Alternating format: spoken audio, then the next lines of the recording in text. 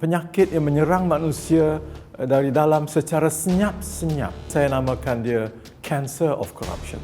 Jentera pentadbiran bila dimakan oleh anai-anai, dia akan jadi dysfunctional.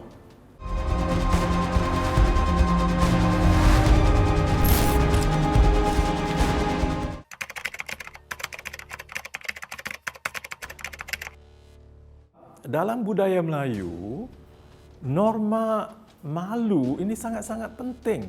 Kita diajar dari kecil lagi. Barangkali ada dua perkara lah yang melekat di ini. Satu malu kan, kena jaga. Yang kedua lagi haram ya, makan daging khinzir kan. Itu melekat pada kita kan. Walaupun kita tidak kuat agama, tapi kalau disuruh makan daging khinzir tak mau kita kan. Begitu juga dengan malu. Kan kita diajar dalam rumah, di sekolah, kena ada perasaan malu kepada orang tua, malu kepada ibu bapa, malu kepada orang berkuasa, malu kepada Tuhan. Ya? Dan dalam agama, nilai malu ni sangat tinggi rupanya. Saya pun cek ya, dalam hadis-hadis namanya Al-Haya. Al-Haya.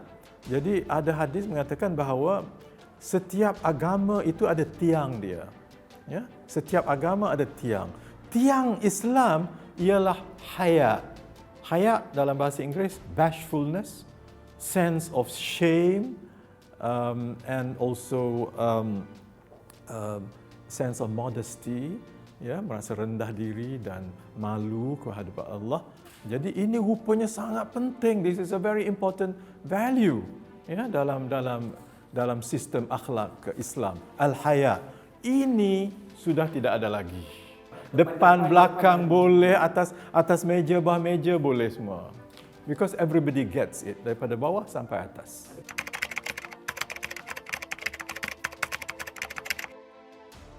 Tak terkesan oleh pemerhatian manusia. Itu makanya saya namakan dia cancer of corruption.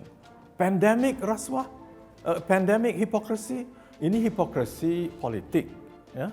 Hipokrasi politik maknanya you cakap begini tapi buat lain kan, cakap lain buat lain, janji begini buat lain, ya? Bohong, perkara biasa.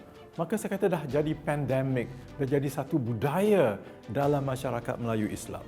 Bukan saya saja yang nampak kanser ini kan, cendekiawan Melayu Islam dan bukan Islam semuanya melihat kanser ini sudah merebak dalam masyarakat kita.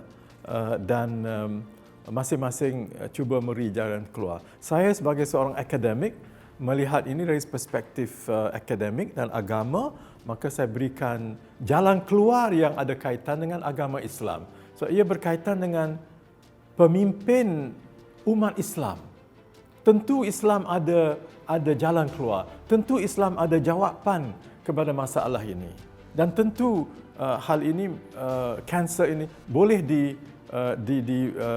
diberhentikan kalau kena terapinya itu tepat dengan kehendak agama Islam, insya-Allah dia akan dapat diatasi.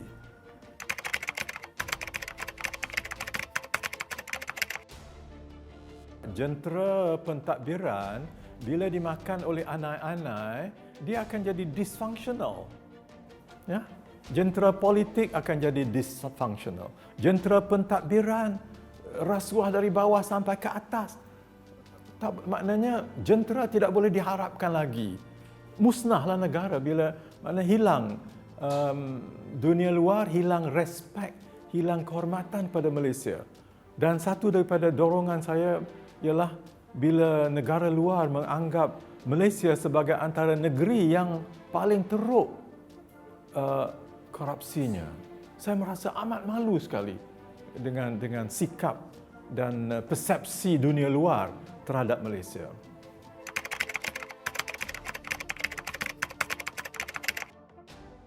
Puncanya antara lain berkembangnya ekosistem faham kebendaan, materialism.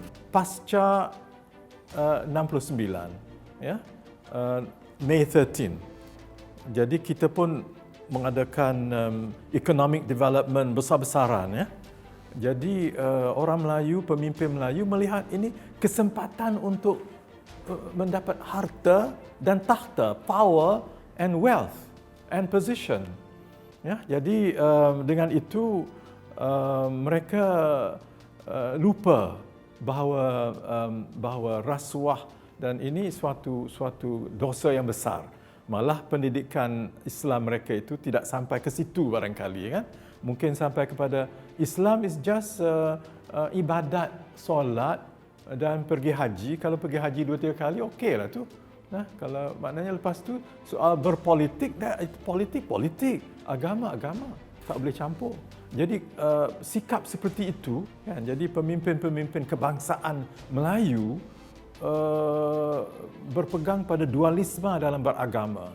Agama ibadat khusus, politik in a world of its own.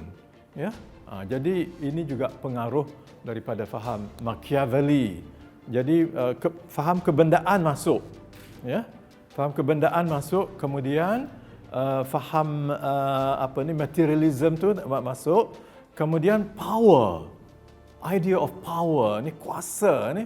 Kalau dapat kuasa ni, macam-macam saya boleh buat untuk bangsa saya. So masing-masing ethnic group, Melayu, Cina, India, semuanya merebut kuasa.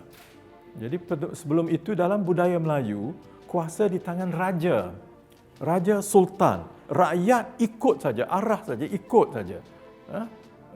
Sultan yang berkuasa. Bila datang sistem liberal democracy, kuasa berpindah kepada rakyat. Parlimen, bukan istana, menjadi tempat kuasa, kan? Jadi untuk pertama kali dalam budaya Melayu, political power menjadi suatu yang dapat dirampas oleh manusia biasa, bukan manusia dari kayangan, bukan daripada golongan raja-raja sahaja.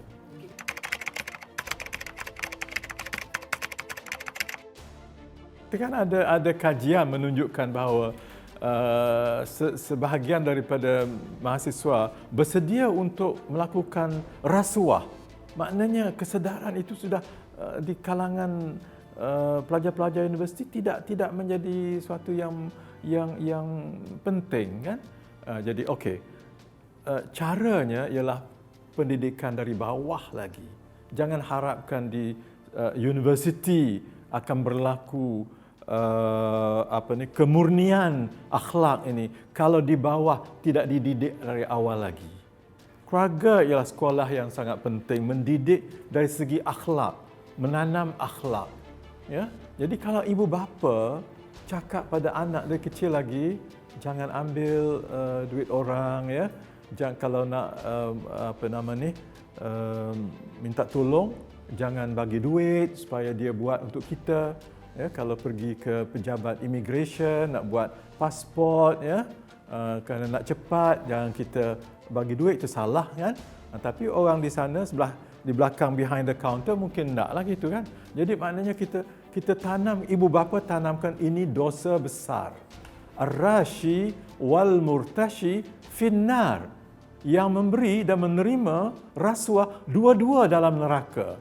Cuba ditanamkan kesedaran ini berkali-kali dalam keluarga dan disambung pula di sekolah. Insya-Allah masa dia di universiti mungkin ada kesedaranlah dan mungkin dia akan bersikap, kita akan anti. Tapi saya mengharapkan universiti teruskan juga sebab universiti mengeluarkan pemimpin negara. Ya, jadi pemimpin itu mesti pemimpin yang betul-betul beramanah.